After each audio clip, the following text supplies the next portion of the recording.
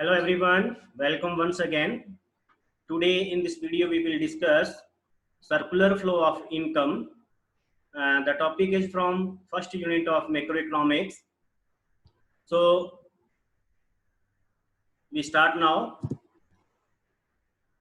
First of all, we will learn the meaning of stock. What is stock? Stock variable refers to that variable which is measured at a particular point of time.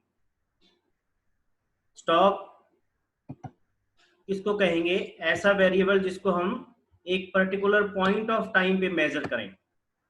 Point of time means like 31 March 2020, 19 January 2015, 30 April, 11 o'clock. ठीक है, तो ये सब किसको show करते हैं? Point of time को. तो any quantity, any variable which is measured at a point of time is called stock variable. Clear? तो जो हम पॉइंट ऑफ टाइम पे मेजर करते हैं उसको क्या कहेंगे? स्टॉक वेरिएबल कहेंगे. For example, stock of goods as on 31 March 2020. तो यहाँ पे हम एक पर्टिकुलर टाइम पे गुड्स का स्टॉक चेक कर रहे हैं, तो ये क्या है? स्टॉक है. Now next example is national wealth, national capital. ये एग्जांपल्स क्या हैं? स्टॉक के एग्जांपल्स हैं. इसी तरह से हम और एग्जांपल्स भी ले सकते हैं.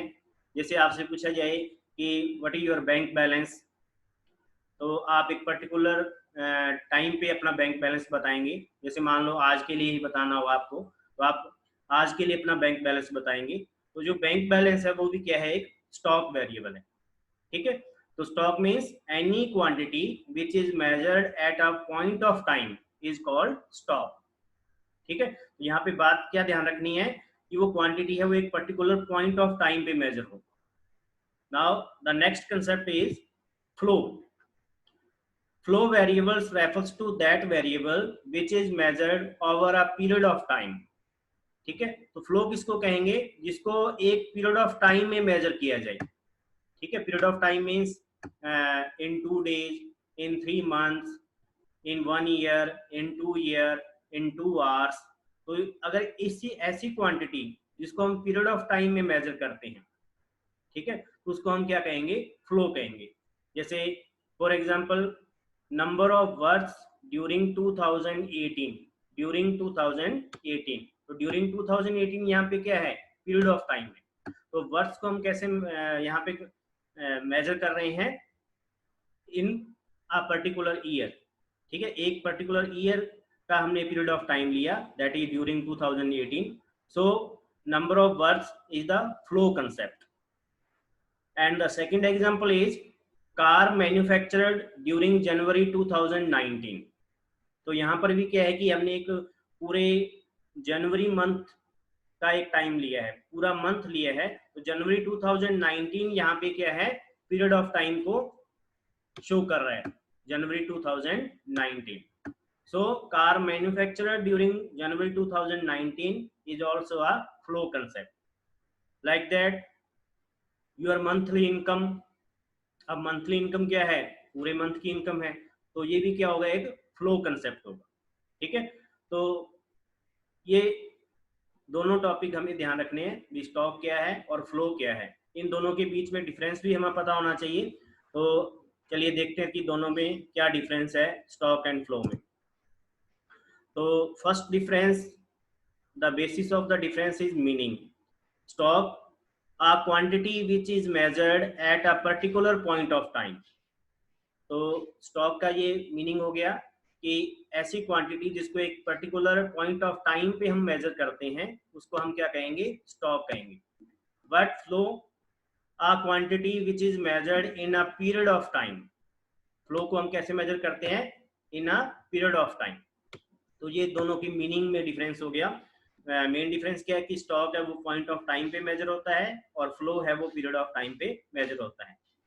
नाउ सेकंड बेसिस अगर अपन ले टाइम, तो टाइम के बेस पे अगर हम दोनों का डिफरेंस करते हैं, then stock does not have a time dimension. Stock का कोई टाइम डायमेंशन नहीं होता, क्योंकि हम उसको किसी पर्टिकुलर ड्यूरेशन में मेजर नहीं कर रहे, उसको एक पर्टिकुलर पॉइंट ऑफ टाइम पे मेजर कर रहे हैं. ठीक है, लाइक 31 मार्च 2020. तो ये क्या है, टाइम डायमेंशनल नहीं है, but the flow has time dimension. अब फ्लो को हम एक पर्टिकुलर ड्यूरेशन में मेजर कर रहे हैं, तो flow is a time dimensional concept. ठीक है, तो टाइम के बेस पे अगर दोनों में डिफरेंस करेंगे तो stock is not a time dimensional but flow is a time dimensional. And now the third difference is nature. On the basis of nature the stock is static. Static stock क्या है, static है, change नहीं हो रहा। ठीक है, and the flow is dynamic. ठीक है, तो on the basis of nature ये डिफरेंस हो जाएगा, stock is static and flow is dynamic. Now enhancement, increase होना, स्टॉक इनहेंसेस फ्लो। स्टॉक है वो फ्लो को इंक्रीज करता है एंड फ्लो इनहेंसेस स्टॉक। ठीक है, और फ्लो है वो स्टॉक को इंक्रीज करता है। तो बहुत सारे एग्जांपल हम इसके देख सकते हैं, जैसे वाटर टैंक में जो वाटर स्टोर किया हमने अपने घरों में, वाटर टैंक में जो वाटर स्टोर किया वो एक स्टॉक है। अब वाटर टैंक में जितना पानी ज्यादा होगा वह उतना ही जो वाटर टेप है उनमें फ्लो ज्यादा होगा। इट मीन्स स्टॉक है वो फ्लो को इंक्रीज करता है। सिमिलरली जो बाहर से सप्लाई आ रही है, वाटर टैंक तक वाटर पहुंच रहा है, बाहर से सप्लाई आ रही है, तो अगर बाहर से सप्लाई फास्ट आएगी तो हमारा वाटर टैंक है वो जल्दी भरेगा। इट मीन्स क्या है, जो फ्लो है वो स्टॉक को इंक्रीज करता है। ठीक है, तो स्टॉक ज्यादा होगा तो फ्लो ज्यादा होगा, और इसका रिवर्स, अगर फ्लो ज्यादा है तो स्टॉक ज्यादा होगा। ठीक है, तो ये मेनली रूप से इसके चार डिफरेंस हैं। पहला on the basis of meaning, on the basis of time, उसके बाद on the basis of nature and on the basis of enhancement. Now some examples are here of stock and flow. Balance in your account is a stock concept, but withdrawal and deposit is a flow concept. ठीक है, आप अपने bank का balance जब बताएंगे तो जो भी बैलेंस आपने बताया, जैसे ₹5000, ठीक है, तो वो एक पर्टिकुलर पॉइंट ऑफ टाइम पे है, तो वो क्या हो जाएगा, स्टॉक हो जाएगा। लेकिन जो आप अपने अकाउंट्स में से विड्रॉ कर रहे हैं या हम अपने अकाउंट में जो डिपॉजिट करवा रहे हैं वो फ्लो कंसेप्ट हो जाएगा। Now second example is a 100 rupee note. 100 rupee note is a stock concept, but spending of ₹100 is a flow concept.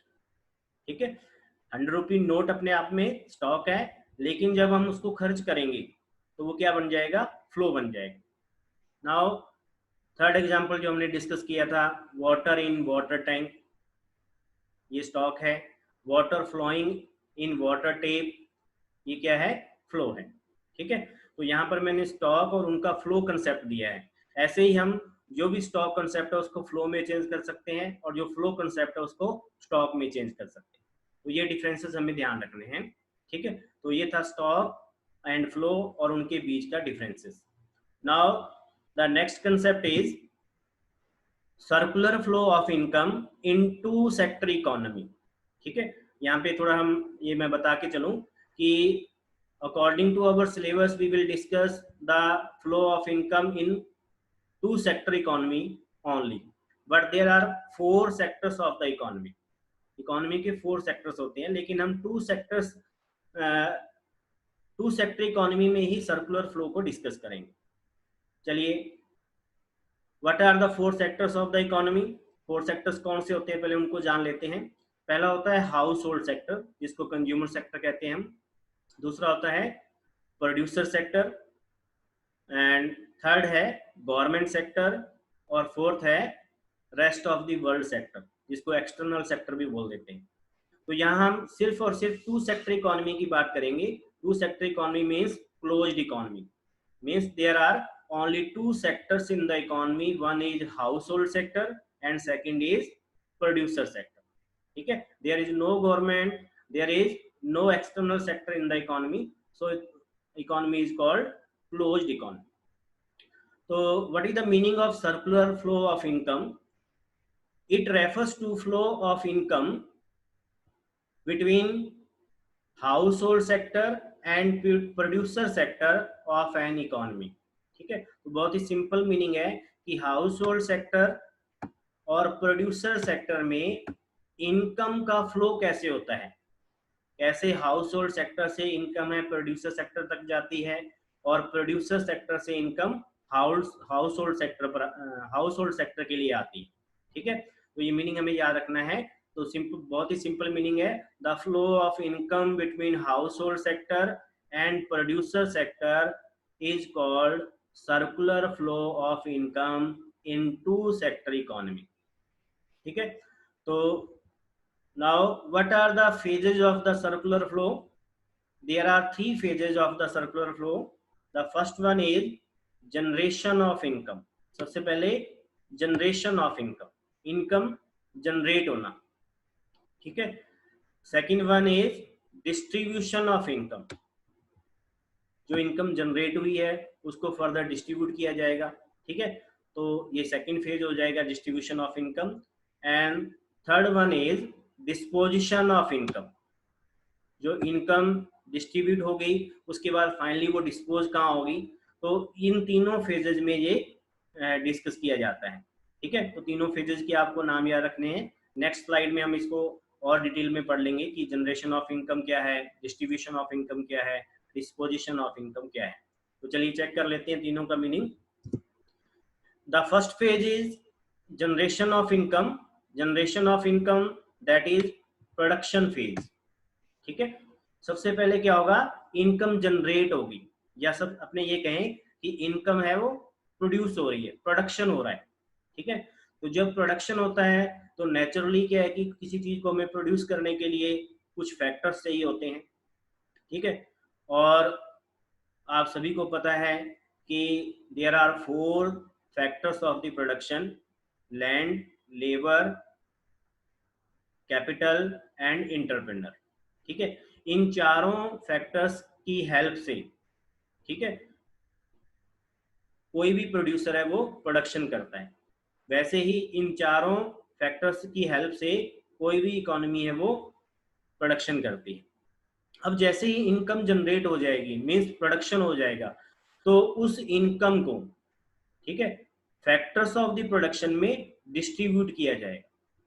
ठीक है, जब फैक्टर्स अपनी सर्विसेज देंगे प्रोडक्शन करने के लिए तो उसके बदले में उनको कुछ ना कुछ मिलना चाहिए, तो उनको क्या मिलेगा, इनकम मिलेगी, जिसको हम बोलते हैं second phase of circular flow, that is income phase. ठीक है, दैट इज इनकम फेज। तो ये second phase of circular flow है, जिसको दूसरे नाम से भी जाना जाता है डिस्ट्रीब्यूशन ऑफ इनकम। तो फर्स्ट फेज क्या हो गया, प्रोडक्शन फेज, सेकंड फेज क्या हो गया, इनकम फेज, या ऐसा कहें first phase is generation phase and second phase is distribution of income. Now the third phase, अब income factors of the production के पास आ गई। ठीक है, जो लैंड है उसको रेंट मिल गया, लेबर है उसको वेजेज एंड सैलरीज मिल गई, कैपिटल है उसको इंटरेस्ट मिल गया, और इंटरप्रेन्योर है जो उसको प्रॉफिट मिल गया। अब ये फैक्टर्स ऑफ द प्रोडक्शन जो हैं वो फाइनली क्या करेंगे, उस इनकम को डिस्पोज करेंगे, उससे कुछ गुड्स एंड सर्विसेज परचेज करेंगे। ठीक है, जब गुड्स एंड सर्विसेज परचेज करेंगे तो वो कहाँ से करेंगे, प्रोड्यूसर से करेंगे। ठीक है, तो जब वो गुड्स एंड सर्विसेज परचेज करने के लिए अपनी इनकम को एक्सपेंडिचर करेंगे, तब सर्कुलर फ्लो ऑफ इनकम का थर्ड फेज स्टार्ट होगा, that is disposition of income. तो ये तीसरा फेज है डिस्पोजिशन ऑफ इनकम, या इसको अपने क्या कहेंगे, एक्सपेंडिचर फेज। ठीक है, तो फाइनली वो इनकम कहाँ चली जाएगी, वापस प्रोड्यूसर के पास, और फिर प्रोड्यूसर क्या करेगा, फैक्टर्स हायर करेगा प्रोडक्शन के लिए।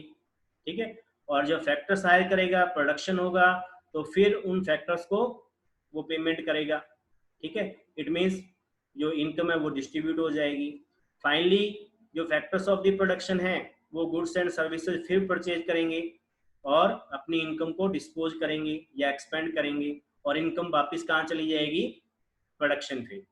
ठीक है, तो इस तरह से ये जो इनकम है वो प्रोडक्शन फेज से इनकम फेज, इनकम फेज से एक्सपेंडिचर फेज, या आपने ये कहें कि जनरेशन ऑफ इनकम के बाद distribution of income, distribution of income के बाद डिस्पोजिशन ऑफ इनकम, ठीक है, ये कंटिन्यूसली चलता रहता है, इसलिए हम इसको क्या कहते हैं, सर्कुलर फ्लो ऑफ इनकम, ठीक है। तो सर्कुलरिटी क्यों है इस फ्लो के पीछे, उसका रीजन यही है कि जो जनरेशन ऑफ इनकम है, इनकम जो जनरेट हुई उसको फाइनली डिस्ट्रीब्यूट किया जाता है, जो डिस्ट्रीब्यूट की हुई है इनकम उसको फाइनली डिस्पोज किया जाता है। अब यहाँ पे हमें एक बात ध्यान रखनी है कि इन तीनों फेजेस में जो इनकम है, जैसे जनरेशन ऑफ इनकम, वो हमेशा इक्वल होता है डिस्ट्रीब्यूशन ऑफ इनकम।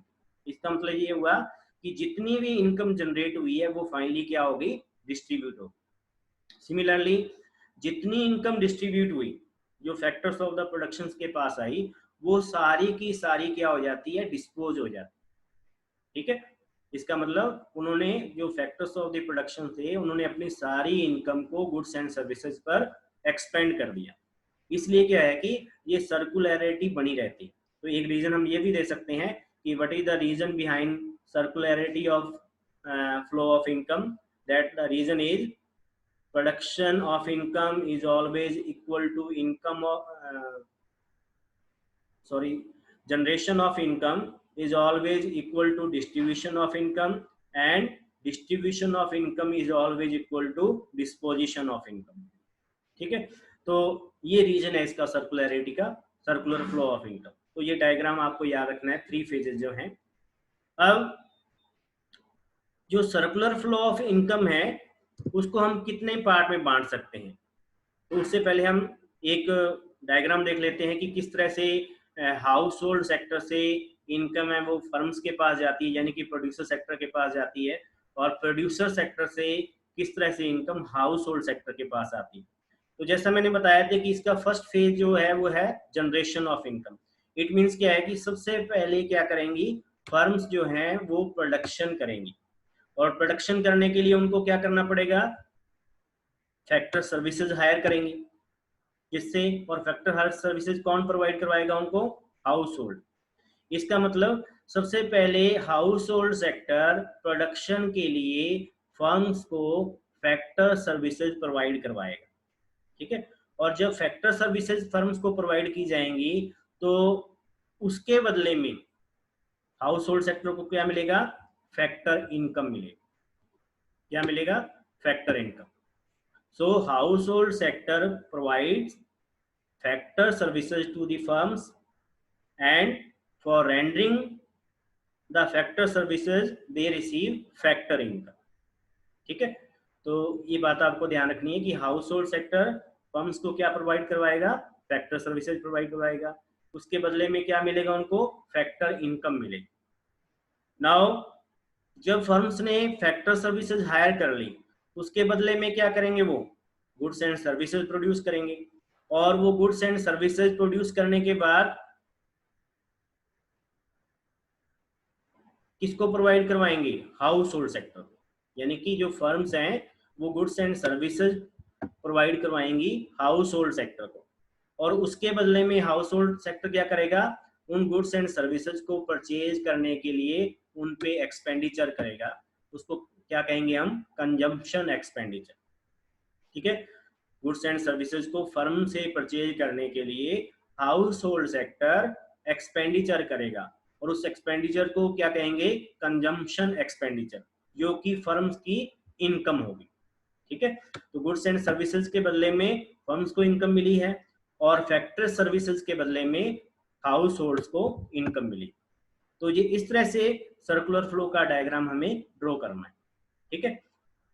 अब अगर हम इस फ्लो को ध्यान से देखें तो जो फैक्टर इनकम है और जो एक्सपेंडिचर है, इन दोनों में मनी इन्वॉल्व है।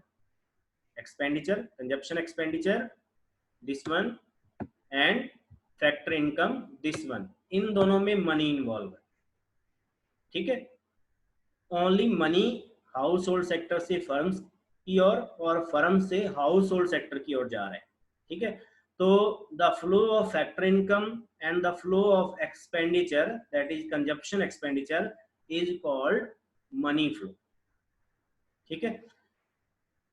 इसी तरह से फैक्टर सर्विसेज और जो गुड्स एंड सर्विसेज फर्म्स में हाउस होल्ड सेक्टर को प्रोवाइड की गई, इसमें गुड्स एंड सर्विसेज का मूवमेंट हो रहा है फर्म से हाउस होल्ड सेक्टर की तरफ और हाउस होल्ड सेक्टर से फर्म की और फैक्टर सर्विसेज के रूप में। तो जो movement of goods and services है that is called real flow. ठीक है, तो इसको हम अलग से डिस्कस कर लेते हैं। तो इट मींस जो सर्कुलर फ्लो ऑफ इनकम है उसके टू टाइप्स हैं। The first one is real flow and the second one is money flow. तो पहले रियल फ्लो को डिस्कस कर लेते हैं। Real flow means it refers to the flow of factor services from households to firms and the corresponding flow of goods and services from firms to household। ठीक है, जो house hold sector firms को factor services provide करवा रहा है और जो firms house hold sector को गुड्स एंड सर्विसेज प्रोवाइड करवा रही है, उन दोनों को मिला करके हम क्या कहेंगे, रियल फ्लो।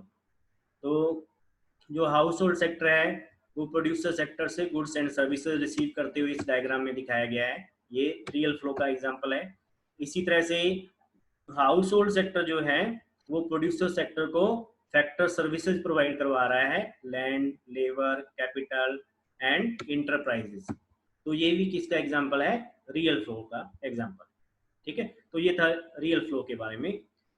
अब नेक्स्ट है money flow.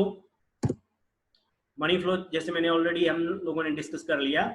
Money flow refers to flow of factor payments from firms to households. जैसे मैंने बताया कि जो फर्म्स हैं वो फैक्टर सर्विसेज के बदले में हाउस होल्ड्स को फैक्टर पेमेंट्स करती हैं। ठीक है, and the flow of consumption expenditure from household to firms। अब गुड्स एंड सर्विसेज के बदले में जो हाउस होल्ड सेक्टर है वो क्या करता है, कंजम्पशन एक्सपेंडिचर करता है। तो यहाँ पर जो फैक्टर पेमेंट्स हैं और कंजम्पशन एक्सपेंडिचर है, इसमें मनी का मूवमेंट हो रहा है। मनी है वो हाउस होल्ड सेक्टर से फर्म्स की ओर और फर्म से हाउस होल्ड सेक्टर की ओर जा रहा है। तो इस तरह के फ्लो को हम क्या कहेंगे, मनी फ्लो कहेंगे। ठीक है, तो इस तरह से जो सर्कुलर फ्लो ऑफ इनकम है उसके टू टाइप्स हैं। The first is real flow and the second is money flow. ठीक है, तो ये था आज का टॉपिक छोटा सा। अब आपके लिए कुछ क्वेश्चंस हैं, तो ये है आपका असाइनमेंट। ये असाइनमेंट आप अपनी कॉपी में नोट कर सकते हैं, सॉल्व कर सकते हैं। जैसे पहला क्वेश्चन है, which of these is a stock variable. तो यहाँ चार ऑप्शंस दिए गए हैं, आपको बताने कि इसमें से स्टॉक वेरिएबल कौन सा है।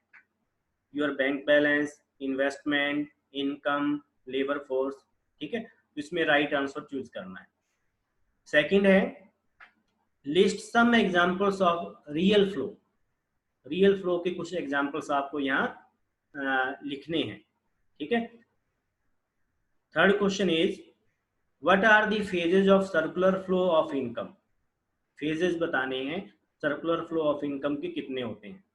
ठीक है, उसको ब्रीफली एक्सप्लेन भी कर सकते हैं आप। Fourth is, explain the circular flow of income, use diagram.